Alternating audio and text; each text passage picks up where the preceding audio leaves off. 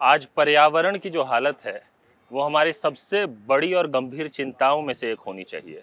और जब हम कहते हैं कि पर्यावरण बचाना पड़ेगा हमें, तो इसका मतलब यह नहीं कि पर्यावरण बचाना पड़ेगा, इसका मतलब यह है कि मानवता को बचाना पड़ेगा। अगर यह पर्यावरण नहीं बची तो हम और आप नहीं बचेंगे।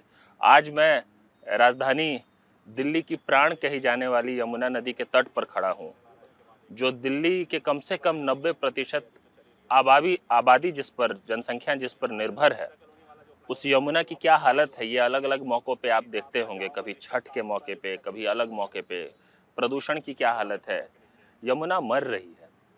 लेकिन आपको हमको चिंतित सिर्फ इसलिए नहीं होना चाहिए, चिंतित इसलिए भी होना चाहिए कि अगर यमुना नहीं बचेगी तो दिल्ली नहीं बचेगी, दिल्ली के लोग नहीं बचेंगे, और अगर पर्यावरण नहीं बचेगा तो हम और आप और पूरी मानवता नहीं बचेगी। और ये जिम्मेदारी देखिए हम सब की है, यह दायित्व हम सब का है, सिर्फ सरकार का या सिर्फ किसी समाज के एक पक्ष का नहीं। इसीलिए आपसे अपील है कि 4 जून को एक प्रस्तावित मानव श्रृंखला है जो यमुना के तट पे दिल्ली के एक छोर से दूसरे छोर तक बनेगी। उसमें आप शामिल हो, और आपकी सहभागिता और समाज के हर पक्ष, हर पहलू के साथ संवाद के बिना जो पर्यावरण को लेकर, नदियों को लेकर और यमुना को लेकर जो हमारी चिंता है, जो समाधान हम निकालना चाहते हैं, वो संभव नहीं होगा।